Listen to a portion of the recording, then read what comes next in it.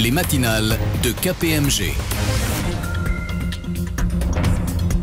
Bonjour à tous et soyez les bienvenus sur les ondes de Radio KPMG pour cette nouvelle édition des matinales. L'émission qui fait le tour chaque mois de l'essentiel de l'actualité comptable et financière. Nous sommes le mardi 8 novembre 2022, au micro, Laurent Chilet et Hélène Modicom. Bonjour Laurent. Bonjour Hélène, bonjour à toutes et à tous.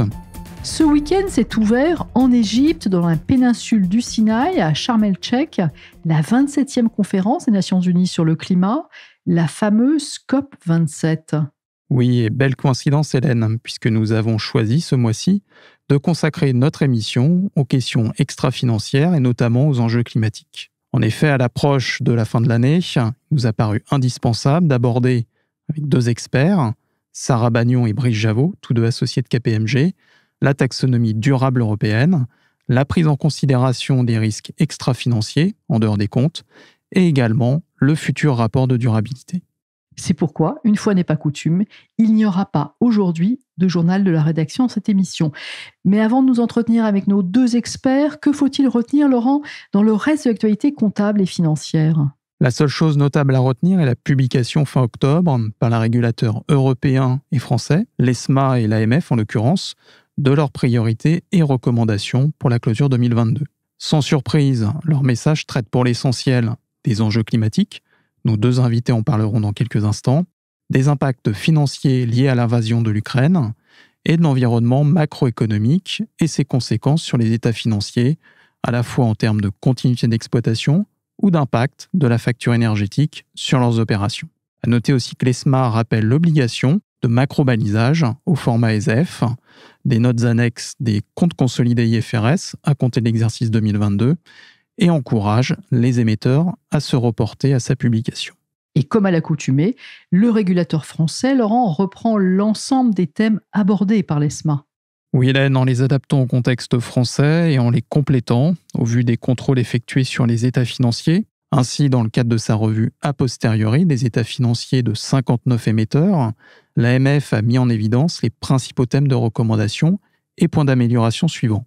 Les instruments financiers et les risques associés, les tests de dépréciation, la présentation des états financiers, le chiffre d'affaires, les contrats de location, l'information sectorielle, les impôts et enfin le tableau de flux de trésorerie. Et vous retrouverez l'exhaustivité de ces priorités et recommandations sur les sites respectifs de l'ESMA et de l'AMF. La clôture est maintenant toute proche, nous l'avons déjà dit Laurent, c'est donc le moment de se préparer activement à l'arrêté des comptes 2022. Oui, et dans ce domaine, KPMG vous accompagne à double titre. D'une part, sur ces ondes, Emmanuel Paré, le directeur de la doctrine comptable, a transmis les messages clés dans notre matinale d'octobre, à écouter ou réécouter dans notre application Radio KPMG. Et d'autre part, avec nos conférences arrêtées des comptes, qui se tiennent cette année de nouveau en présentiel, à la salle Gaveau, les 22 novembre pour les entreprises industrielles et commerciales et 23 novembre pour les banques et compagnies d'assurance. Ces conférences feront le tour des principaux sujets comptables et extra-financiers indispensables à connaître pour bien réaliser la clôture 2022. Il est encore temps de vous inscrire à ces conférences et vous trouverez le lien d'inscription sur notre site internet kpmg.fr ou dans les communications que vous avez reçues. Ce tour d'horizon de l'actualité comptable et financière est maintenant terminé. Un grand merci à vous Laurent et je retrouve tout de suite nos auditeurs avec nos deux invités. Le dossier du mois. Dans la matinale d'octobre, nous avions consacré notre dossier du mois aux aspects comptables de la clôture 2022. Aujourd'hui, à l'approche encore plus imminente de cette clôture, nous allons nous intéresser aux questions ESG. Pour cela, nous avons convié à notre micro deux experts, Sarah Bagnon, associée au sein de la direction technique de KPMG, et Brice Javot, associé au sein du Centre d'excellence ESG de KPMG France. Bonjour à tous les deux. Bonjour Hélène, bonjour à tous. Bonjour à toutes et à tous. Le Green Deal européen, c'est-à-dire l'engagement pris par l'Europe d'atteindre la neutralité carbone à horizon 2050, a généré de nombreuses dispositions réglementaires durables. Au premier rang desquelles, la taxonomie durable qui instaure une définition commune de ce que l'Union européenne considère comme des activités durables et également la future directive CSRD qui encadrera le reporting extra-financier qui est en cours de normalisation. Par ailleurs, dans un contexte où l'Europe souhaite impliquer les entreprises dans son engagement de neutralité carbone, les régulateurs ont mis en avant les questions ESG dans leurs priorités pour les clôtures 2022. Cet entretien a donc un double objectif. Tout d'abord, transmettre les messages importants aux entreprises dans le cadre de leurs travaux de clôture, et notamment dans le domaine de la taxonomie, et aussi leur donner de la perspective sur ce qui est attendu dans un avenir proche dans le domaine du rapport de durabilité. Commençons justement par la question de la taxonomie. En 2020 fut publié le règlement taxonomie. En 2021, 2 actes délégués furent adoptés. En 2022, Brice Javot, devait paraître d'autres textes. Où en est-on aujourd'hui ? Il est vrai que l'Union européenne a pris du retard par rapport à ce qui a été préalablement mis en place.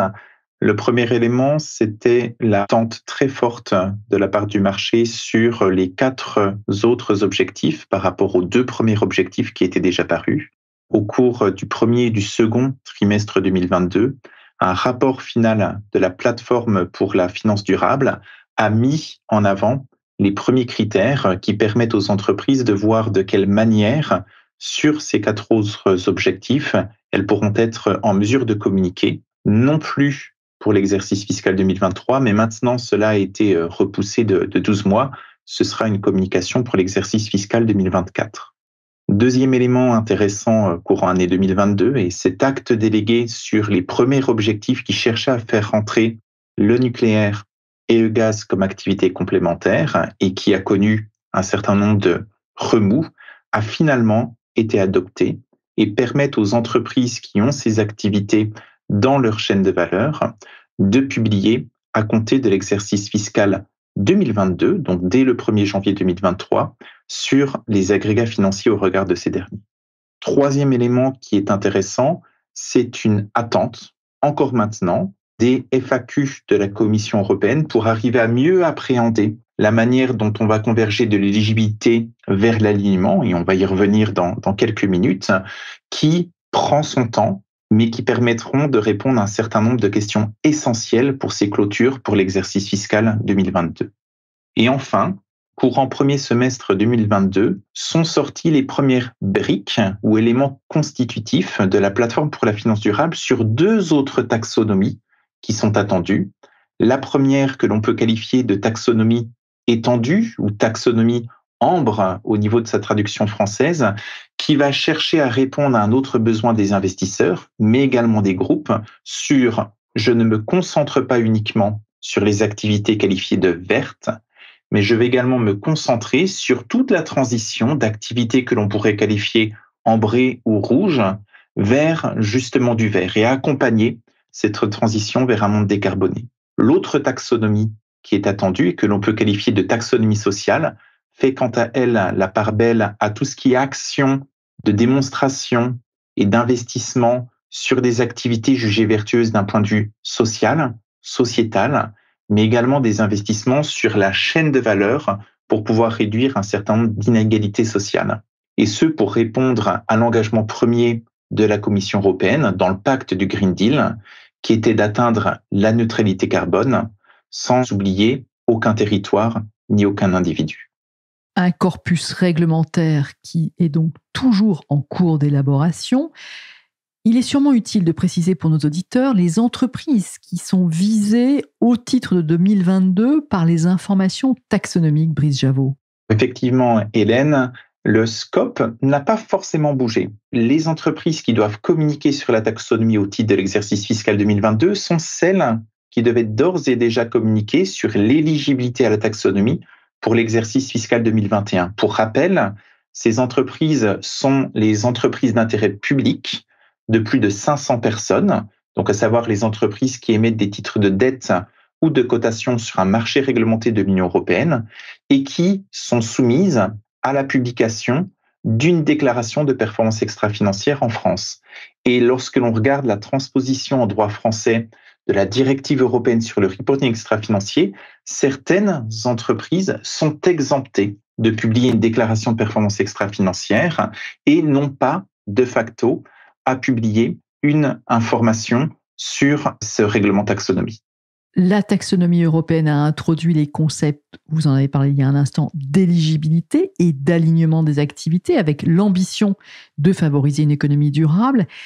Qu'est-ce qui caractérise une activité éligible, Brice ?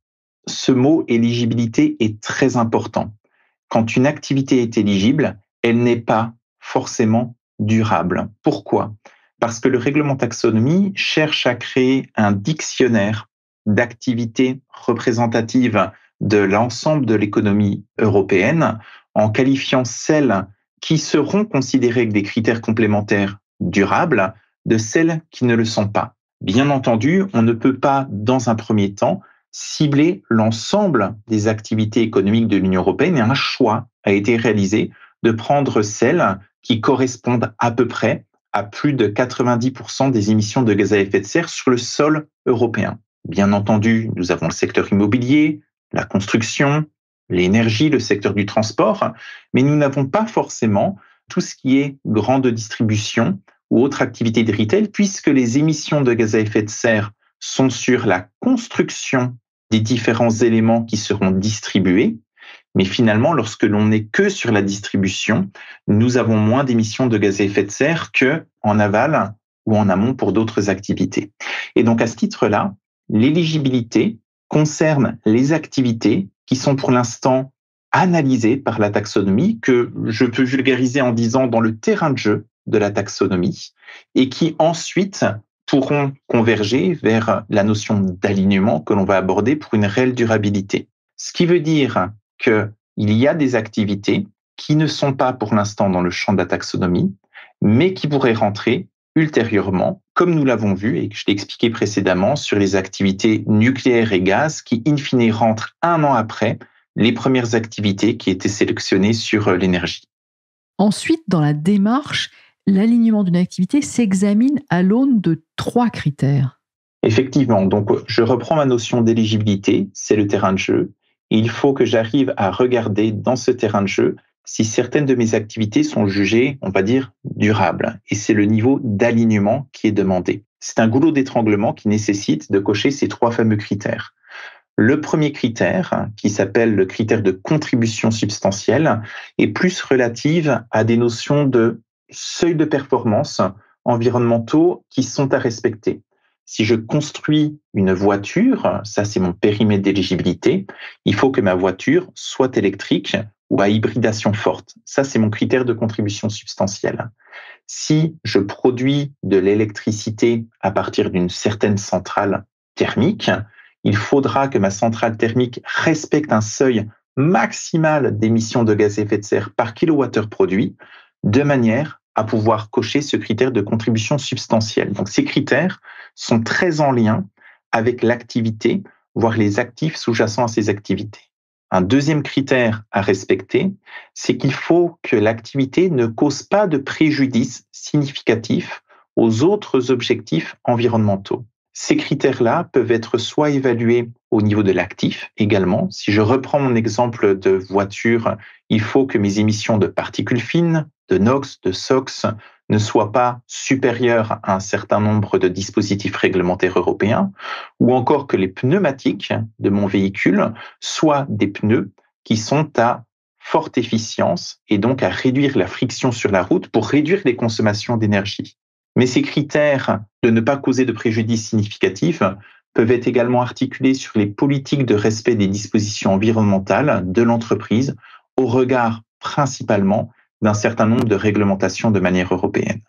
Et enfin, le dernier critère à respecter, qui est plus à évaluer au niveau de l'entreprise en premier lieu, mais à terme sur la chaîne de valeur élargie de l'entreprise, s'appelle les minima sociaux. Ces critères cherchent à qualifier si l'activité est exercée dans le respect des principes directeurs de l'OCDE, des Nations Unies ou encore de l'Organisation internationale du travail relatif aux droits de l'homme. Grosso modo, cela veut dire que l'activité doit respecter les droits humains, doit respecter des dispositifs de lutte contre la corruption et également des éléments relatifs à la fiscalité et aux droits sur la concurrence. Pour rappel, ces 3 critères pour faire converger de l'éligibilité vers l'alignement une activité, ces 3 critères sont cumulatifs et doivent être respectés pour arriver à effectivement cocher des cases. Alors, en vous écoutant, on comprend effectivement que la question de l'alignement est centrale et cruciale, et on peut tout à fait imaginer que certaines entreprises achoppent pour prouver, pour démontrer l'alignement de leurs activités. Effectivement, l'éligibilité était quelque chose de compliqué à mettre en œuvre. L'alignement, qui est nouveau cette année pour les mêmes entreprises, est également compliqué. Cela nécessite de faire évoluer l'organisation au sein des groupes avec de nouvelles parties prenantes à mobiliser. Par exemple, les métiers qui doivent fournir de plus en plus de qualification de ces fameux critères de contribution substantielle, mais également la filière RSE des entreprises qui était déjà sollicitée, mais qui sera encore plus sollicitée pour pouvoir cocher les autres critères. Cela nécessite donc d'arriver à appréhender quels critères complémentaires nous recherchons, à les interpréter, à les approximer le cas échéant s'ils ne sont pas disponibles en interne. Et cela nécessite de facto une forte traçabilité, une robustesse dans la démonstration des éléments de preuve qui permettent de cocher les critères, afin de pouvoir in fine démontrer, lorsque le tout aura été consolidé, la bascule totale, partielle ou nulle, in fine, d'une activité éligible vers une activité alignée. Vous parlez de traçabilité des données. À quoi faites-vous référence ? Lorsque l'on exprime des ratios financiers à l'aune d'un nouveau référentiel extra-financier, ce qui est le cas de la taxonomie, cela intéresse un grand nombre de parties prenantes au niveau de l'entreprise et en externe de l'entreprise, et notamment les apporteurs de capitaux aux lignes de financement. Et donc, de facto, vu que ce sont des nouvelles informations stratégiques pour un grand nombre de secteurs d'activité, cela intéresse tout particulièrement les comités d'audit et bien entendu les commissaires aux comptes qui se prononcent de plus en plus sur ces informations. Dès lors, cela nécessite des pistes d'audit et dès lors, cela nécessite, lorsque l'on tire la pelote de laine de l'alignement, d'arriver à démontrer chacun de ces critères.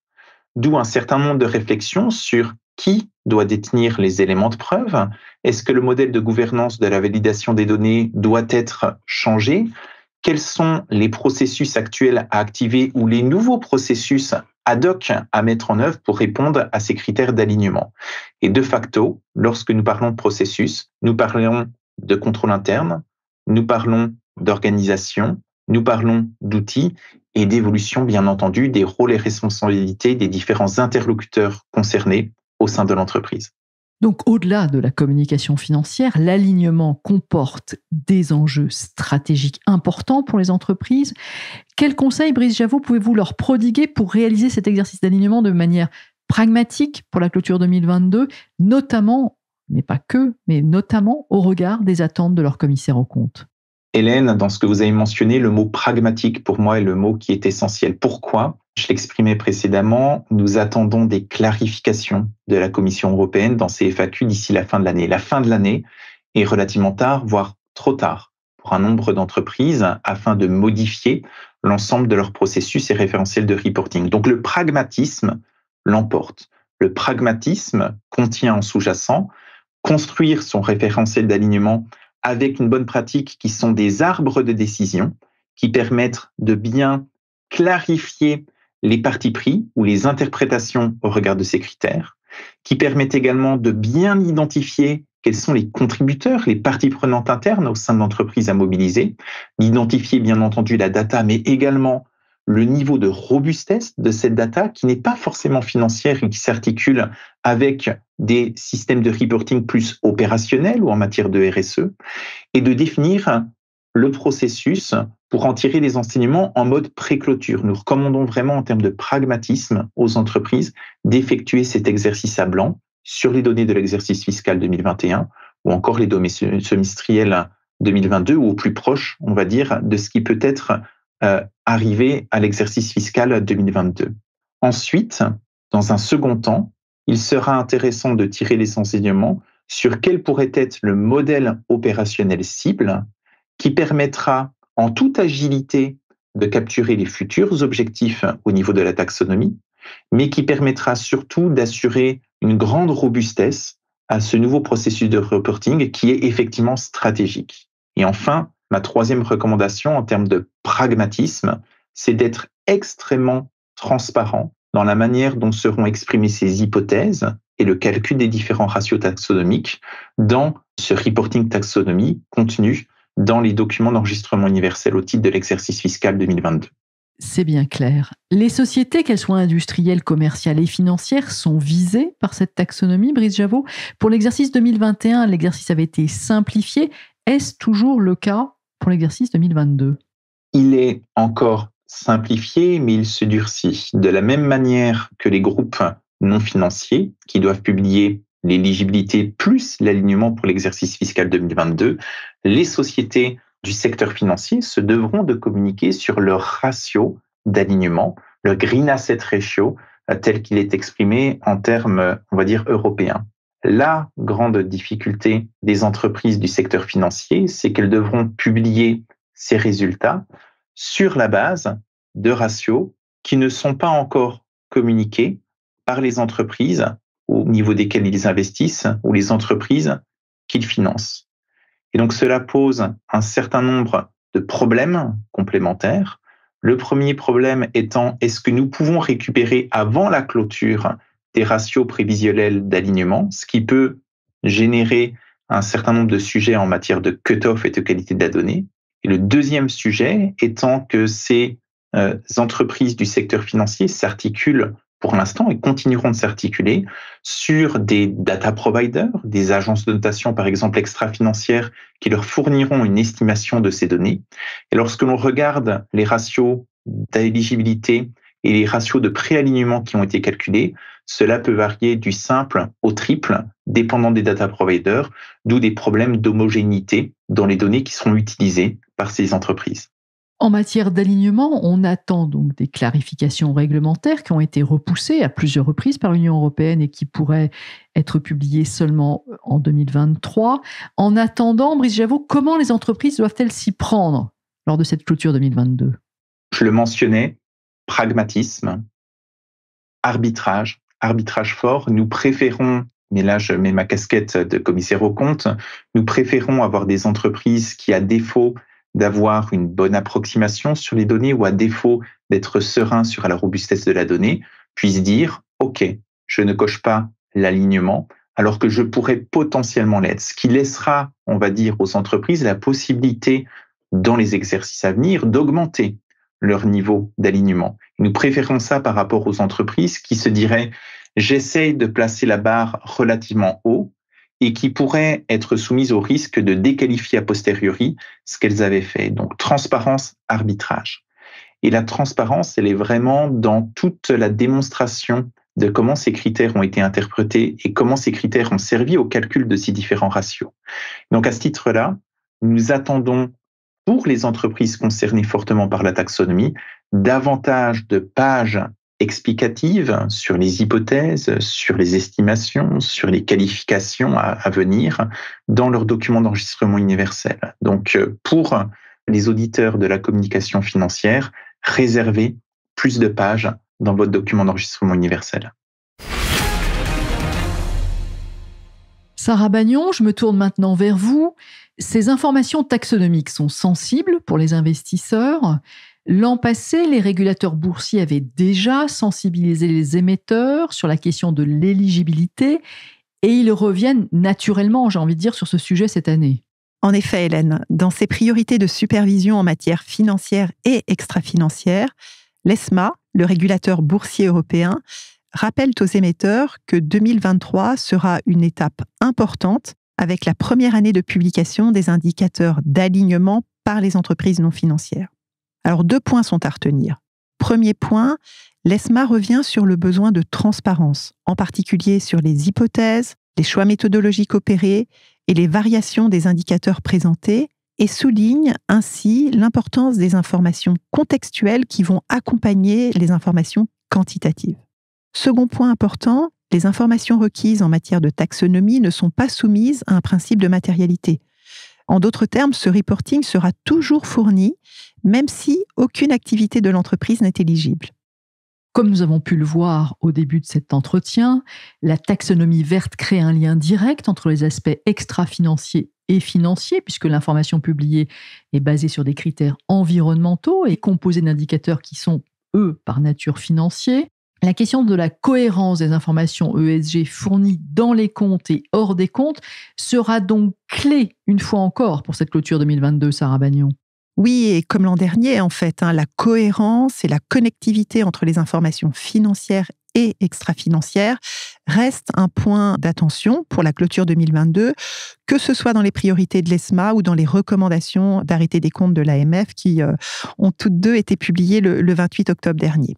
Les régulateurs boursiers invitent les préparateurs, mais aussi les commissaires aux comptes, à prendre en considération les risques climatiques significatifs dans les états financiers et insistent sur la nécessaire cohérence entre les informations financières et les autres éléments du rapport financier annuel. Cette cohérence est vraiment un élément clé pour prévenir le risque de greenwashing. Et donc, concrètement, les émetteurs s'assureront de la cohérence entre les jugements et estimations appliqués dans les états financiers et les informations fournies dans le rapport de gestion et notamment dans la DPEF sur les risques et incertitudes liés aux enjeux climatiques. Pour accompagner les émetteurs, l'AMF illustre ses recommandations d'exemples concrets, comme par exemple le lien entre des travaux de recherche dans des solutions de décarbonisation, de réduction des émissions de gaz à effet de serre, et l'estimation chiffrée des frais de recherche et de développement qui sont donnés dans les états financiers. Pour répondre à la demande de transparence accrue dans les comptes sur les enjeux ESG, le normalisateur comptable et les régulateurs ont réagi dès la fin de l'année 2020. Depuis lors, il n'y a pas de nouveauté au plan comptable, comme nous l'avait dit d'ailleurs Emmanuel Paré dans notre matinale d'octobre dernier. Une matinale que vous pouvez écouter ou réécouter dans notre application Radio KPMG. Du côté des régulateurs, cette fois, la prise en compte des risques ESG est un point central des recommandations de l'AMF et de l'ESMA pour la clôture 2022. Oui, je confirme, il n'y a toujours pas de nouveauté en matière de durabilité sur le plan comptable. Et vous avez raison, Hélène, les risques ESG, et plus spécifiquement les risques climatiques, restent un point central des recommandations de l'AMF et de l'ESMA pour la clôture 2022.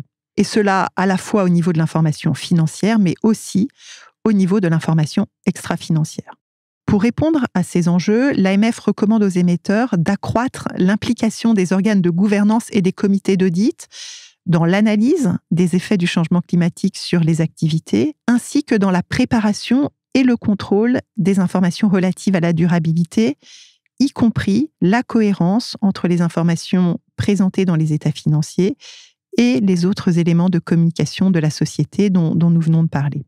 Dans les états financiers, elle invite, entre autres, les émetteurs des sociétés les plus exposées à regrouper les impacts financiers dans une note spécifique des états financiers et plus généralement à détailler les jugements et hypothèses retenus, à préciser la façon dont les engagements, les objectifs pris en matière de neutralité carbone ont été analysés en termes d'impact financier, notamment pour les engagements ambitieux pris dans un horizon court, et à s'interroger sur l'existence d'indices de perte de valeur. D'autres recommandations visent aussi les provisions, les passifs éventuels, les impôts différés, les paiements en actions ou encore les traitements comptables relatifs aux contrats d'achat d'électricité.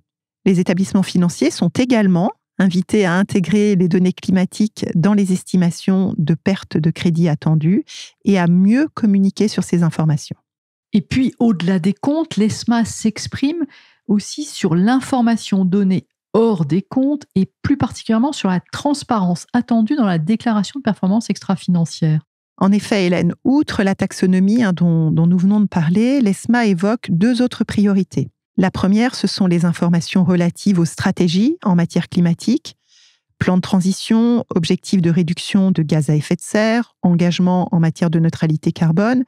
Ces informations seront plus prudentes et plus spécifiques en décrivant par exemple le scénario de référence utilisé, les moyens envisagés pour mettre en œuvre le plan de transition ou encore les méthodologies et hypothèses retenues. La seconde priorité est relative au périmètre du reporting et à la qualité des données. Sur le périmètre de reporting, l'ESMA encourage les émetteurs à communiquer sur les enjeux extra-financiers matériels dans leur chaîne de valeur et donc sur un périmètre plus large que celui utilisé pour les comptes. Dans tous les cas, il faudra indiquer explicitement si le périmètre de reporting correspond au périmètre de reporting financier. Et en cas d'exclusion par rapport au périmètre du reporting financier, de préciser la nature, l'ampleur et les raisons de l'exclusion. Pour garantir la qualité des données, les émetteurs sont invités à accroître la transparence sur les processus de collecte des données et la diligence raisonnable exercée. Refermons maintenant le chapitre de la clôture 2022 et regardons quelques instants vers l'avenir. En juin dernier, Sarah, vous vous étiez exprimée dans cette même émission sur les futures normes de durabilité qui étaient à l'époque en cours de consultation. Où en est-on aujourd'hui ? Eh bien, Hélène, je peux vous dire que l'EFRAG se réunit quotidiennement pour valider les textes de ces futures normes et va les soumettre à la Commission européenne d'ici quelques jours, le 15 novembre. Et la bonne nouvelle, c'est que les réponses à la consultation ont été entendues. Parmi les principaux changements, nous devrions constater une réduction de la quantité d'informations à fournir. Certaines dispositions vont être supprimées ou regroupées.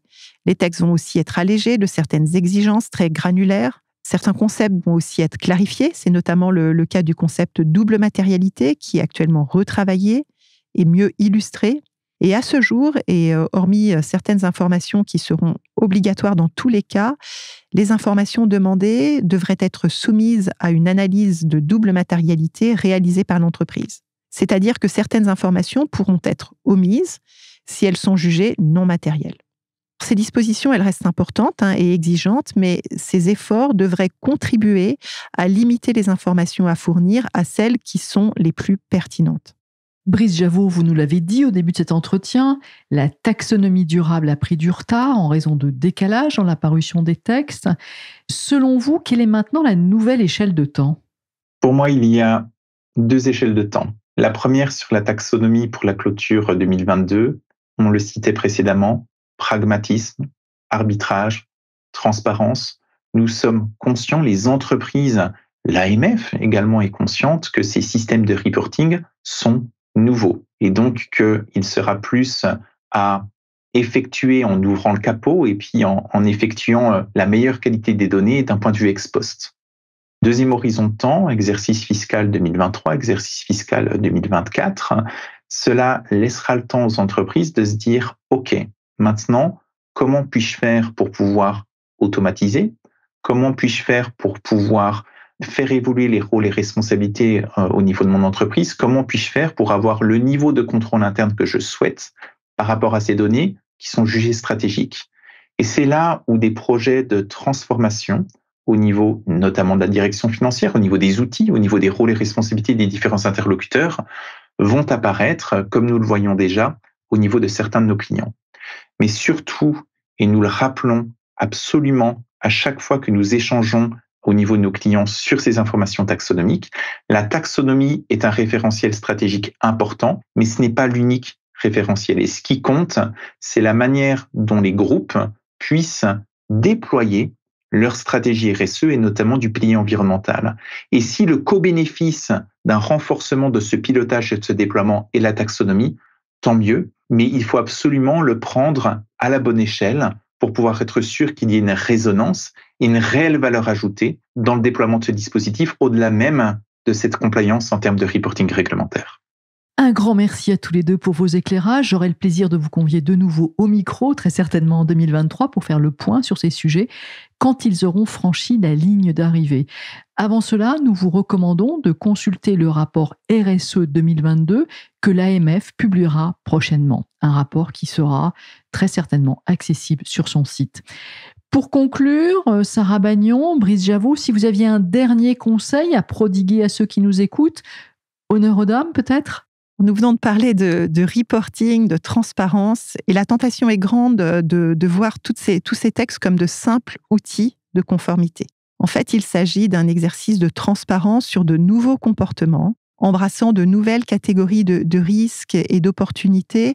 En un mot, en fait, une transformation des stratégies et des modèles d'affaires des entreprises et de l'économie au sens large. Donc, mon conseil est vraiment de tirer un avantage concurrentiel de ces textes en intégrant dès à présent les risques et les opportunités liées à l'ESG dans les stratégies et en accompagnant la transformation de nos organisations.